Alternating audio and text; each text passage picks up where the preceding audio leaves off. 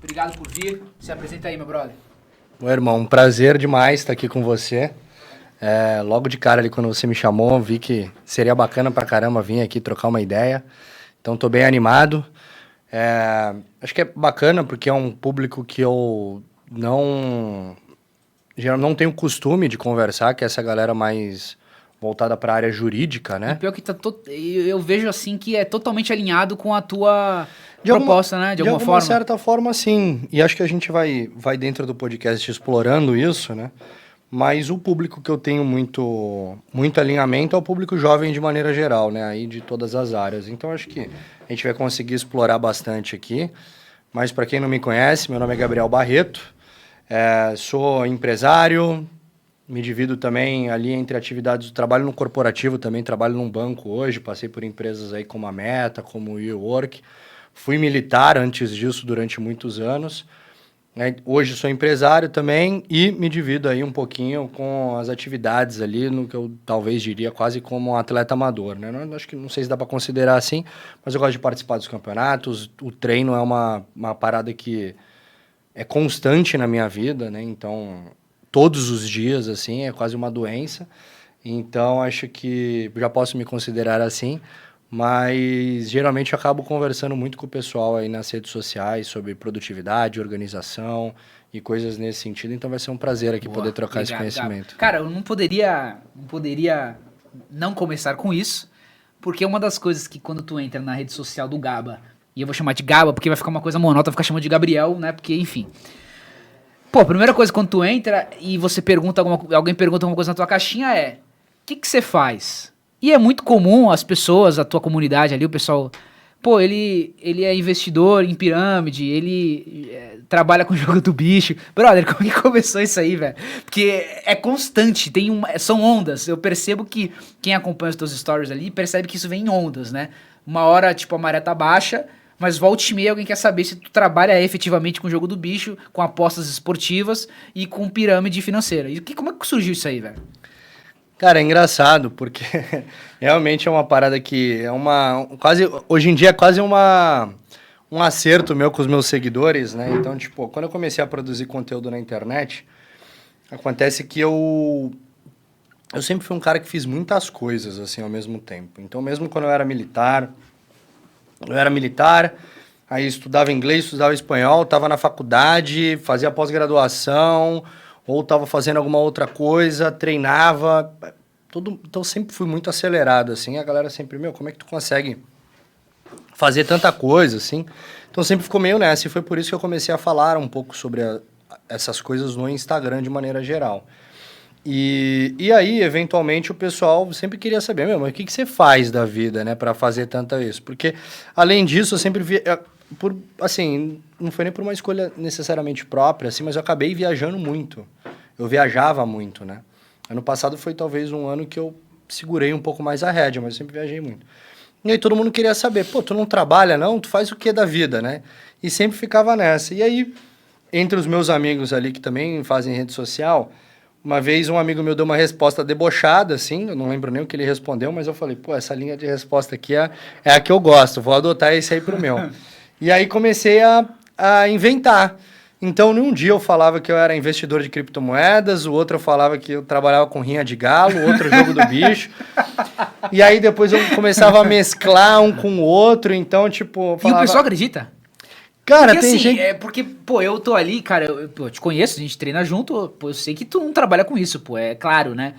Mas eu acho que a pessoa que chega lá, pô, vê ali as empresas ali onde tu trabalhou, né? Às vezes dá uma olhada no teu LinkedIn, pô, vê ali que, pô... apostas esportivas, tá tudo debochando um pouco. Tem um ou outro desavisado que acredita nisso aí, velho? Tu acha que... Cara, então, é que muitas das vezes eu dou essas respostas muito diretas, assim, muito objetivas. Então, quem vem desavisado no meu perfil, às vezes, o cara fica meio que naquele pé atrás, assim, pô, será que esse cara tá falando a verdade e tal? Teve uma vez até que deu problema, assim, porque... Não é que deu problema, né? Mas eu falei que, tipo, trabalhava com venda e compra de animais silvestres, né? Putz. Aí já veio uma galera, já, tipo... Pô, como assim, cara? Não sei o quê, tu sabe que isso é errado, tal, não sei o quê. Eu, não, pô, é uma brincadeira. Aí tu pesou demais, tu viu que pesou demais. Aí é uma brincadeira, entendeu? Mas eventualmente vou fazer de novo. Porque... essa gestão de tempo, né? E aí, te acompanhando tudo, tu começou no exército, né? Você serviu o exército. Como é que foi isso aí, né? O Gaba ali de 16, 17 anos, pô, teve a ideia de servir o exército. Como é que começou o Gaba lá atrás, lá, com 18 anos, assim, quando entrou na NPOR? Cara, por incrível que pareça, assim, isso não é uma pergunta que eu tenho respondido, assim, muito nos podcasts, né?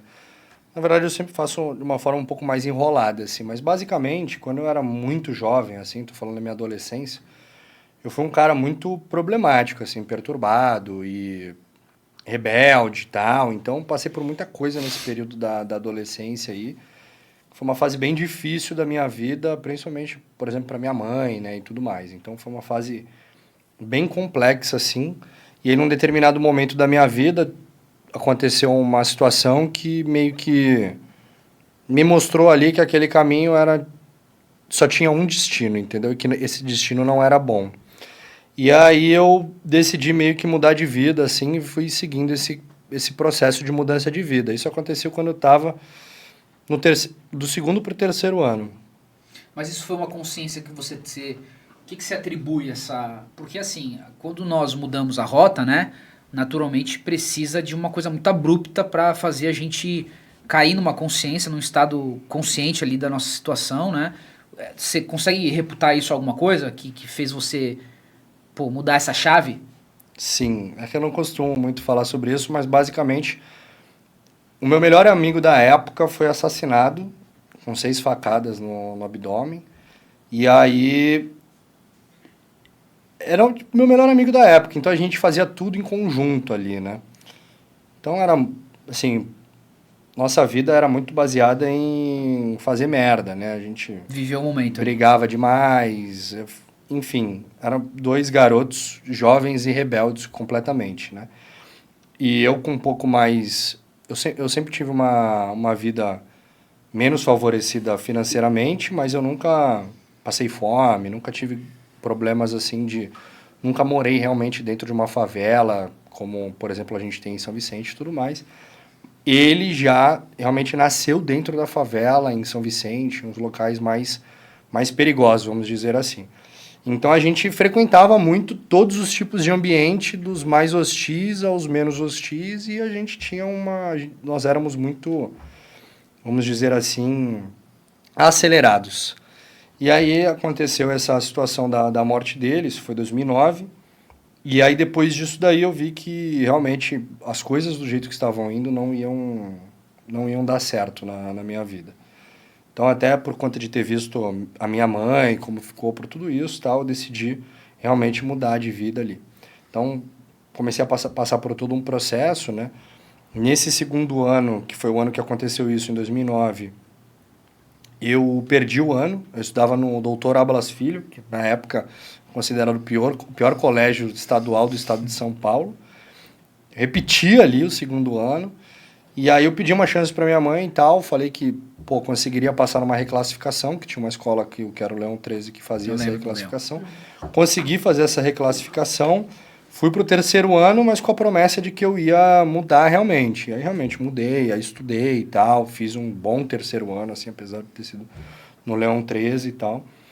E aí, logo que acabou isso daí, eu fiquei meio perdido, sem saber para onde iria, tinha algumas possibilidades na minha cabeça ali do que eu poderia fazer, mas eu acabei fui treinar durante esse processo, então acabei entrando no MMA diretamente. Treinei com todos eles ali, com o Dentinho, com o Diego, mas na época o Erickson Cardoso tinha assumido lá, da Broncos Gold Team, então Perfeito. O Charles do Broncos estava treinando lá. Perfeito. E aí treinava com eles também, era o Erickson, o Charles e o Maranhão. E aí, cara, imagina, o Charles tinha acabado de entrar no UFC, treinava com a galera ali e tal, então pra mim foi um puta prazer, assim, tipo, treinei um ano muito forte lá. Mas tu já tinha uma ideia de fazer faculdade, já tinha essa perspectiva? Não, eu entrei na faculdade pra entrar no NPOR. Entendi. Me matriculei na faculdade de logística, assim, escolhi uma qualquer lá pra poder fazer o NPOR. Entendi. Então eu sempre fui muito assim, cara, tipo, às vezes quando eu tinha um objetivo assim, eu falava, cara, o que eu preciso fazer pra atingir esse objetivo, entendeu? Então, no caso do NPOR foi a mesma coisa, eu falei, cara, eu preciso entrar numa faculdade, eu falei, qualquer a primeira que aparecer eu faço. Da mesma forma, quando eu estava no Exército, que eu sabia que eu precisava ter uma faculdade para depois seguir fora do Exército, fazer alguma coisa, eu fiz a primeira faculdade que me apareceu. Eu fiz um tecnólogo de 2 anos. Eu sabia que aquilo ali não ia ter muita importância na minha vida, no final das contas, entendeu? Tu sabia que, já dentro do Exército, tu sabia que ali tu tinha uma validade? Tu falou, pô, tipo assim... Sim, o NPOR, quando você termina o NPOR, se você for dentro dos selecionados, né, se você estiver dentro das vagas ali, você sabe que você vai poder ficar 8 anos lá dentro. Uhum. E depois desses 8 anos, você segue sua vida. Então, eu já tinha essa consciência já. Então, me preparei ao máximo durante o período que eu estava e saí antes, no caso. Né? Durante tua formação na NPOR. Tu se considera, tu é uma pessoa estudiosa, tem pessoas que naturalmente já têm ali uma familiaridade ali, já gosta de estudar, já gosta de ler. Tu falou que também teve um início ali um pouco problemático no início da tua juventude. Tu era aquele cara do fundão da sala, tu era aquele cara da primeira carteira ali, de ser nerdão e seguir com a vida, porque isso exigiu de você estudo, dedicação para estudar e pô, uma disciplina que nem todo mundo consegue ter, principalmente para estudar. E também, hoje em dia, você precisa de disciplina para você fazer o que tu faz no teu trabalho, né? Então, tu já era ali estudioso, tu já gostava de estudar ali desde o começo, ou tu foi pela força da necessidade ali? Cara, é que minha vida mudou da água pro vinho mesmo nesse processo, Nesse período. assim. E aí porque eu nunca fui. Eu li durante garoto, assim, sei lá, Harry Potter. Tá. Mas de estudar nunca fui, eu era o cara do fundão, só fazia besteira. Inclusive, por exemplo, quando eu falava de inglês ou algumas matérias, eu me sentia muito burro. Eu tenho uma dificuldade uma dificuldade intelectual mesmo, assim. Eu não sei se é exatamente uma dificuldade, mas é uma questão minha, assim. Eu tenho muita dificuldade de entender alguns pontos específicos, assim. Então, por exemplo, eu chegava nas provas de matemática e eu conseguia chegar no resultado do problema. Por algum motivo, eu fazia a conta na minha cabeça, eu conseguia, mas eu não conseguia transcrever isso na prova. Para mim era muito difícil. Outra coisa, eu sempre tive muita dificuldade de entender as coisas, assim, por que o negócio é assim. Depois que eu consigo encaixar uma peça na outra, as coisas vão bem, mas eu sempre tive muita dificuldade. Então, por exemplo, no Exército, a gente tinha uma matéria que era topografia. Topografia mistura um pouco de geografia, de desenho geométrico, né, de geometria de maneira geral e matemática. Então, cara, dentro do NPOR é sempre a matéria mais difícil, a matéria que mais pessoas se ferram, né, no português, claro. E eu não conseguia entender, cara. Tipo assim, o sargento, todos os dias, ou ele mandava eu bater a cabeça na mesa, ou ele mandava eu bater a cabeça na parede 10 vezes, ou mandava fazer flexão, ou me molhava, porque eu não conseguia entender. Eu perguntava 10 vezes a mesma coisa. E ele falava, aluno, você é burro pra caraca, velho. Tipo, você é muito burro. E eu era o primeiro da classe. Tipo, eu tinha ido melhor em todas as provas, mas aquilo não entrava na minha cabeça de jeito nenhum. E, cara, não entrava. Eu passava todas as madrugadas estudando isso. Todas as aulas eu fazia 1000 perguntas e a parada não entrava. Tipo, não dava. Do nada, um dia, eu olhei pra alguma coisa assim e falei, cara, isso faz sentido. E aí eu entendi tudo. Tanto que minha nota dessa prova foi a maior do meu ano. Foi 9,8. E ele não me deu 10 porque ele foi... Sacana, ele não quis mesmo me dar 10, entendeu? Voltando lá, como é que foi que você... Você falou que teve tempo, né? Pra depois que você saiu da NPR, você teve tempo ali pra poder estudar, ler livros, que você passou pela essa formação clássica que você mencionou. Quando que surgiu a parte corporativa? Essa parte que é o que eu tô até hoje, Sim. né? Então eu me preparei pra caramba, assim, fiz a faculdade, fiz pós-graduação, já tava... Tu morou nos Estados Unidos, foi fazer curso lá também, não foi? Fui, mas aí já foi mais recente. Foi recente, tá. Foi recente. E aí, então eu já comecei a falar inglês e espanhol, já tinha uma base ali e tal. E numa história muito doida, que é uma história longa e tal, eu acabei trabalhando com um coronel que mais pra frente, que acabou conhecendo um pouquinho desse processo todo que eu tava vivendo, e mais pra frente, uma amiga da esposa dele era headhunter e tava procurando alguém com um perfil que poderia ser muito parecido com o meu. E aí, por um acaso, ele me indicou para isso. Eu não tinha pretensão nenhuma de sair do exército naquela época, ainda tinha tempo, eu estava bem. Mas eu decidi saber quanto que eu valeria no mercado de trabalho, decidi participar do processo. Foi um baque, e por isso que depois eu criei projetos para ajudar militares, porque eu tive que criar do zero um LinkedIn, eu tive que criar do zero um currículo, sem fazer ideia de como fazer isso. Montei tudo isso, entreguei e comecei a participar do processo. E aí, no meio do processo, eu acabei descobrindo ali que essa entrevista era para o Facebook.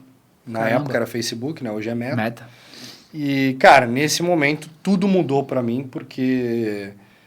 Pô, você descobrir que você está passando por um processo ali na maior empresa de tecnologia do mundo, acho que na época a Google talvez fosse maior, mas mesmo assim, cara, para mim foi um baque, assim, eu falei, cara, aqui tem uma oportunidade que talvez nunca apareça de novo.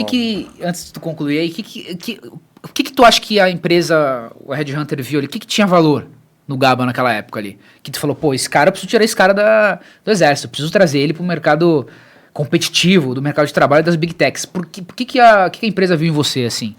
A primeira era as qualidades técnicas, né? A área com que eu fui trabalhar, que é uma área de segurança corporativa, ela exige algumas qualidades técnicas ali que hoje são pouco exploradas no mundo educacional. Então, você não tem grandes faculdades que te ensinem essas coisas. Avaliação de risco, gerenciamento de crises e coisas nesse sentido ali, como você gerenciar essas atividades. Isso não tem muito... Você não tem bons cursos, boas faculdades, boas pós-graduações sobre esse assunto. Então, muitas das pessoas que trabalham na área foram militares, ou policiais de maneira geral. Primeiro, essa parte técnica. Então, a empresa sempre vai avaliar isso. Primeiro, parte técnica. Ainda na parte técnica, é a questão do idioma. Porque eu teria que trabalhar com Brasil e alguns países da América Latina. Colômbia, México e Argentina. Então, precisava ter a capacidade de me comunicar em espanhol. E por a empresa ser global, tinha que ter a capacidade de me comunicar em inglês. Então, tinha que ter esses dois fatores. E aí, então, a gente fala da capacidade técnica aqui, e aí depois a questão das soft skills, né? Que são as habilidades interpessoais.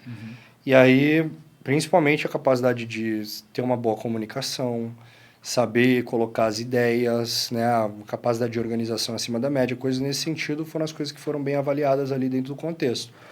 Uma coisa que, na real, pegou, foi uma pergunta que eles fizeram, é assim, cara, você vindo do exército, você acha que você vai se adaptar a um ambiente como o Facebook? É um ambiente completamente diferente, né? Uma empresa de tecnologia é uma empresa que funciona, assim, você pode estar seguindo um caminho 100%, você pode estar todo mundo caminhando, já ter gasto milhões num projeto e se descobrir que o projeto não é o certo, para tudo e às vezes dá a volta pro outro lado. Entendeu? As coisas mudam muito rápido, mudam muito bruscamente, você tem que estar... E aí tu foi aprovado, deu certo? Foi aprovado, entrei, comecei a trabalhar lá. A única questão que eles tinham com relação a mim é, cara, se um cara do exército eu conseguir se adaptar aqui... Eu falei, olha, antes de ser um cara do exército, eu era um cara da praia, então pra mim... Não, então essa pergunta foi questão de personalidade? Tu era mais... um negócio de ser muito fechado, né? Entendi. Porque a visão que o pessoal tem do militar é aquele cara meio carrancudo, né? Meio Caxias e tal, meio assim... E dentro de uma empresa que nem o Facebook, que nem a Meta, isso não existe, porque a empresa é muito flexível, as coisas acontecem muito rápido, você também tem muitas dinâmicas lá, né? Uma empresa global, diversas culturas, uma série de coisas. Mas aí, é uma coisa que eu sei que é uma coisa que você fala na tua rede social, é a performance, né, velho? Tu sempre treinou, Sim. Sempre manteve uma boa alimentação... como é que você... Eu sei que isso também entra o propósito teu, é uma coisa que é tua, né? Mas como é que tu conseguia fazer tudo isso, assim? De estar ali no mundo corporativo, de ficar todo esse período que você mencionou aí, às vezes, trabalhando no escritório, e conseguir, se alimentar bem, conseguir ir treinar, ir pro teu jiu-jitsu, porque eu imagino que tu ali devia ser um ponto fora da curva, né? Porque Sim. só de tu manter uma dieta e um treino já é algo, né? Apesar Sim. de hoje ser popularizado, mas não é muito natural. Como é que tu conseguia lidar com tudo isso, velho? Então, esse é um ponto interessante, porque é justamente isso. Porque eu sempre tive essa clareza do que eu queria e do que eu não queria. Então, para mim, por exemplo, me matar de trabalhar, mas não fazer as coisas que eu amo, não treinar, não estar bem fisicamente, para mim não existia essa possibilidade. Então, começa por aí. Então, se não existe essa possibilidade, você tem que dar um jeito. E aí foi quando eu comecei a dar meus jeitos e entender ali. Então, tudo que eu falo hoje nas redes sociais foi porque nos últimos anos eu parei para estudar boa parte das coisas que eu fiz mesmo sem saber. Algumas coisas eu tinha conhecimento técnico, um pouco de conhecimento teórico, mas boa parte eu fazia por jeito ali, né? De se adaptar, testar muita coisa e tudo mais. E depois eu fui vendo que tinha respaldo científico, respaldo teórico e tudo mais. Então fui aprender tudo isso para poder falar sobre isso também. Porque não adianta só falar sobre uma coisa empírica, uma coisa minha. Porque aí eu vou estar falando, pô, funciona assim para mim, funciona para você, Tá não, falando do beleza, teu valeu. estômago, tá falando da tua cabeça aí. Beleza, valeu, não funciona para você, não. Não, mas eu consegui falar sobre o assunto. Então muita coisa que eu fazia era, cara, como é que eu vou encaixar as coisas? Eu sempre tive muito problema no mundo corporativo, de maneira geral, por conta disso. Porque uma galera, às vezes, vai tendo inveja, vai tendo outros problemas. Não sei se inveja é a palavra certa, mas a galera não vê isso com bons olhos, né? Em alguns aspectos. Mas o que eu fazia sempre era, cara, como é que eu vou conseguir fazer isso? Dessa forma e manter minhas entregas.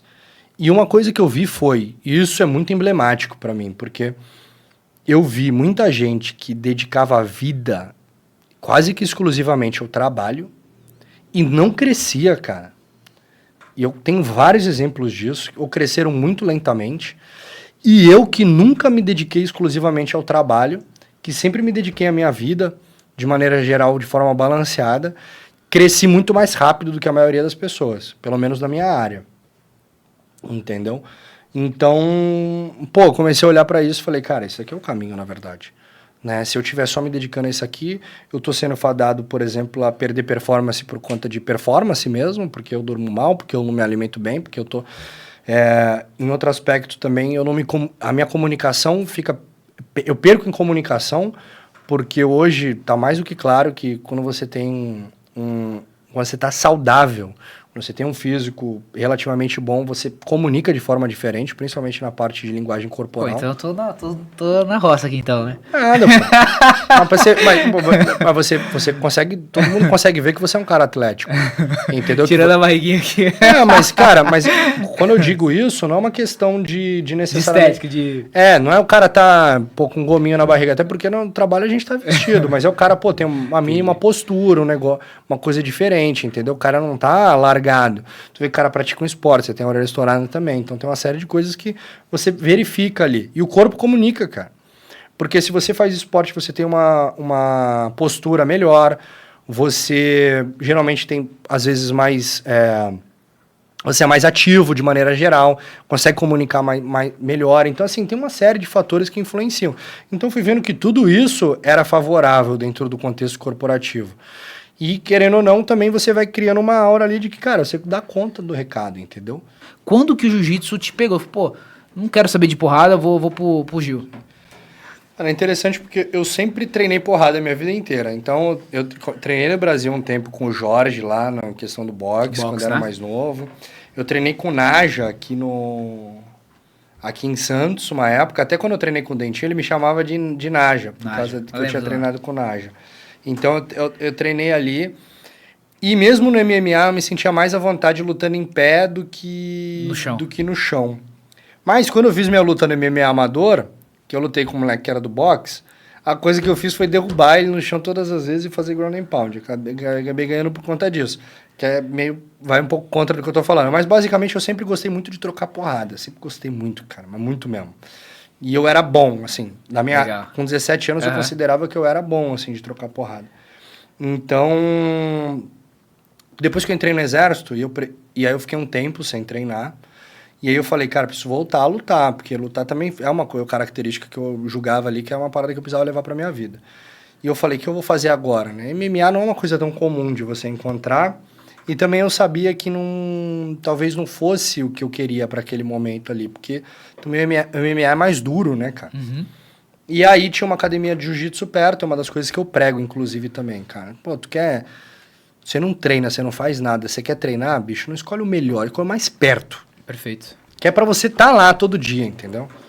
E aí eu tinha uma academia perto do Círculo Militar lá em São Paulo e eu comecei a treinar jiu-jitsu.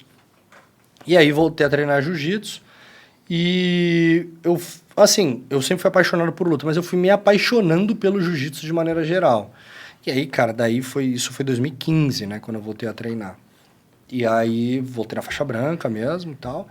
E aí, cara, fui me apaixonando pelo jiu-jitsu de forma absurda, assim. Que aí, bom, a gente sabe como é que é, né?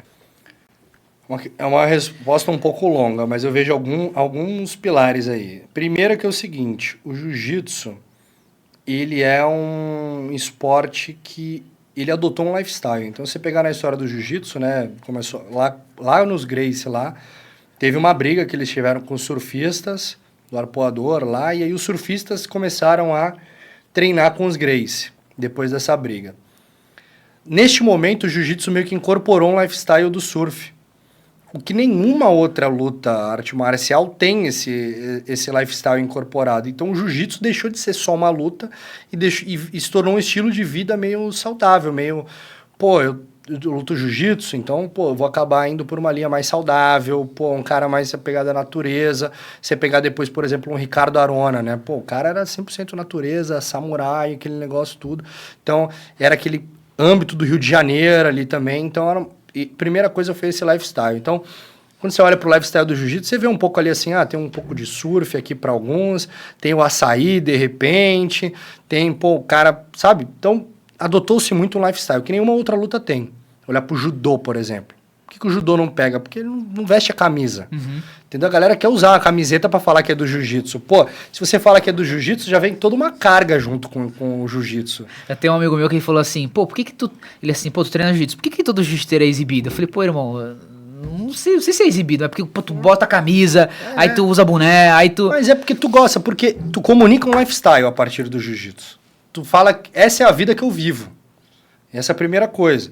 Segunda coisa é a capacidade de que o jiu-jitsu te dá de lidar com diversas dificuldades, né? Pô, todo mundo sabe, quando você começa o jiu-jitsu ali, o teu primeiro... É difícil pra caramba, porque você começa, pô, um dia você bate o dedo, pô, outro dia, aí tu começa a esfolar tua mão, aí tu raspa o joelho no tatame, começa o joelho a ficar machucado, o dedo fica machucado, dedos aqui o dedo começa a quebrar, cara, o cara coloca a mão na tua cara, coloca o cotovelo na tua cara, te esgana, pô, tu fica com dor no pescoço depois de um dia... O cara te esganou 15 vezes, tá com aquela... Parece que tá com dor de garganta. Perfeito, isso aí. O jiu-jitsu é muito incômodo no começo. Então, pô, é literalmente a questão de você estar confortável no desconforto, né? Passar por aquele negócio... Pô, tem hora que tu é pego num estrangulamento, no começo você não aguenta, mas depois você vai, tipo, pô, aprendendo a respirar, aprendendo a segurar, aprendendo a sair. Então, acho que é muito legal nisso daí e a galera vê muito valor nisso, né? Essa capacidade tua de lidar. E também não deixa de ser um aspecto psicológico, né? Quando você está ali no jiu-jitsu, você precisa estar inteiramente dentro do tatame, né? Não dá para você pensar nos problemas e tal, mas eu acho que todas as lutas são um pouco assim, de que você precisa se entregar àquele momento ali. E tirando o fato também que o jiu-jitsu, diferente de outras lutas, por não ter socos e chutes, você não vai, pô, ficar todo roxo para ir trabalhar no outro dia, você não vai perder um dente, né? Pode acontecer, obviamente, mas eu digo assim, mas é uma coisa menos... agressivo, você consegue usar o teu limite, a tua força, né? Tirando o fato também que o jiu-jitsu iguala muito, né? Às vezes você pode ser o cara que está começando no jiu-jitsu agora com 30, 35 anos, você pode ter 100 quilos e chegar lá e ver um garoto de 70 quilos, pô, te dobrar, te amassar e você falar, bicho, o que aconteceu aqui, entendeu? Eu acho que no último ano, a gente tá ali próximo, tu já teve algumas lesões aí. E o legal é que você não parou. Né? Eu Sim. Até essa semana, antes mesmo da tua operação, tava acompanhando, conversando contigo, pô, tu tava fazendo agachamento, tu tava fazendo tudo, coisa de maluco, pô. Tu não parou mesmo, né? Sim. Dentro do limite e dentro daquilo que o teu corpo aguentava, essas lesões, cara, tu atribui a uma fadiga muscular, ao jiu-jitsu, à genética, como é que tu tem lidado com isso aí? Porque isso dá uma baqueada, pô, tu tá treinando, pô, é chato pra caramba, né? Cara, 2 fatores. Primeiro deles colhendo os frutos do meu eu de faixa azul. Eu na faixa azul era muito agressivo treinando jiu-jitsu, assim. Às vezes eu olho pra lá e falo, pô, acho que era melhor jiu-jitsu naquela época, mas obviamente não é. Eu era um jogo muito diferente. Uhum. E eu não aceitava perder, bicho. Então, naquela época eu colecionei muitas lesões. Não que eram lesões naquela época, mas vieram a se tornar. Por deixar o braço esticar muito tempo, então eu tenho lesões do cotovelo, que são meio graves, que não voltam mais. Então foram algumas coleções de lesão nesse sentido.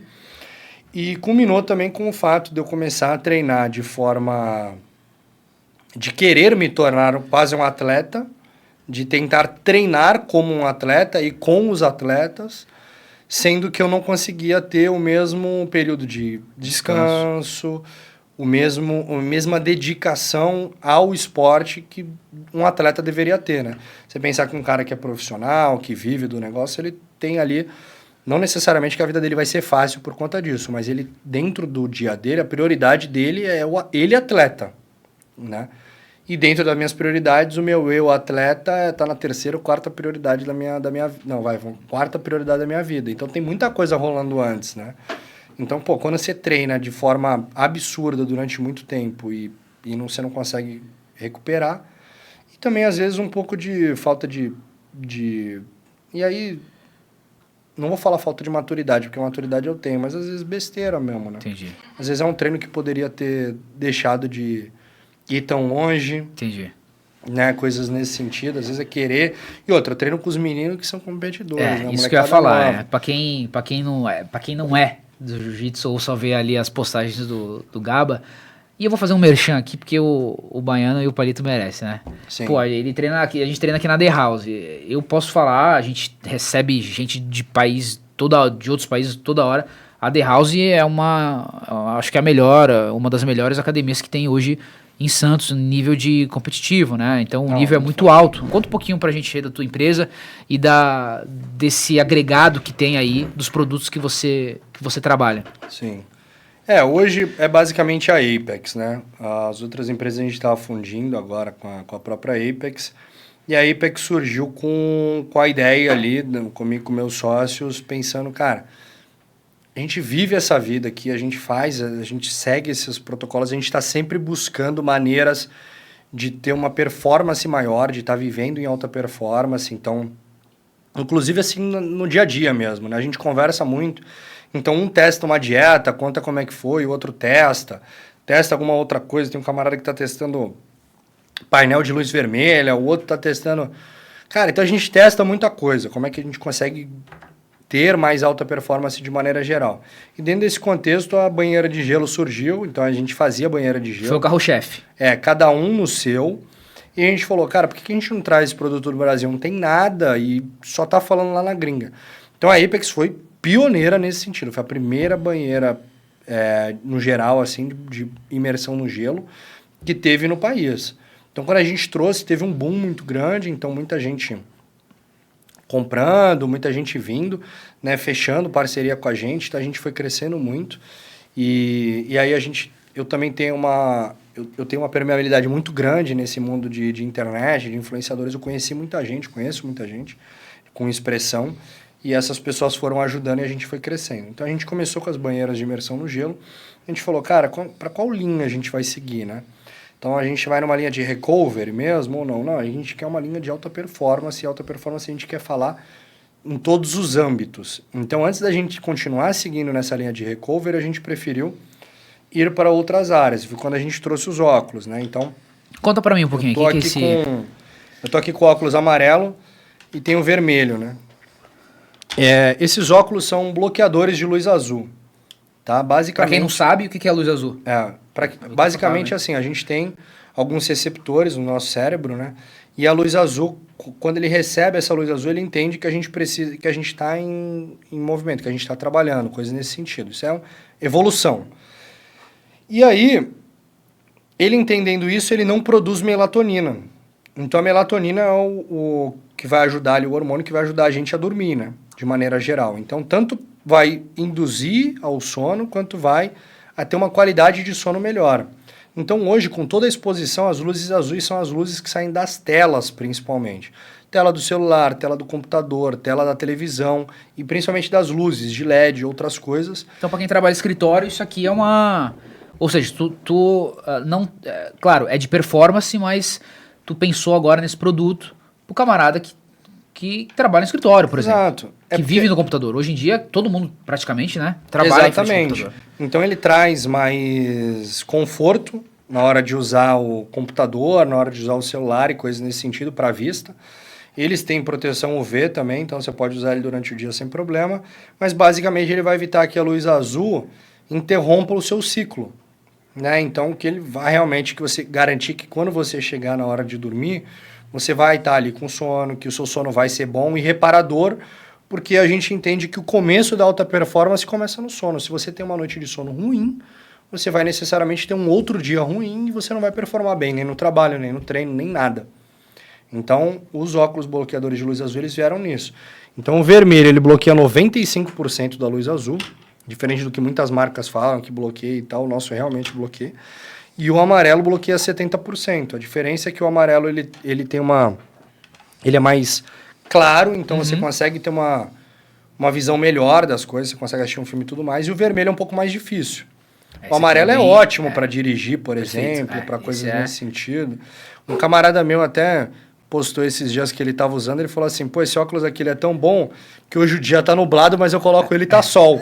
Entendeu? Então eu prefiro ficar de óculos, que para mim, tipo, eu tô na praia abalando aqui. Então é basicamente isso, cara. Então a gente entende que realmente o começo da alta performance está no sono. Então o nosso primeiro produto do sono a gente deve vir com mais aí mais para frente.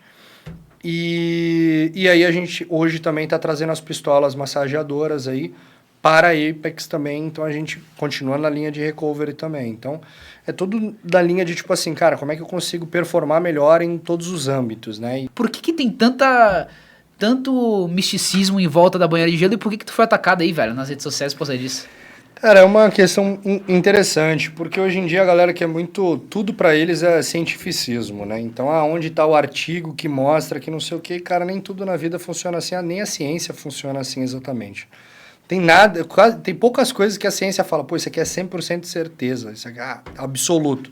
Nada, a ciência não é 2 mais 2 igual a 4. Então, quando a gente fala, por exemplo, da banheira de gelo, existe muita gente atacando como pseudociência, como coisas assim, porque existem alguns estudos, alguns inconclusivos e alguns não são estudos, vamos dizer assim, relevantes, né?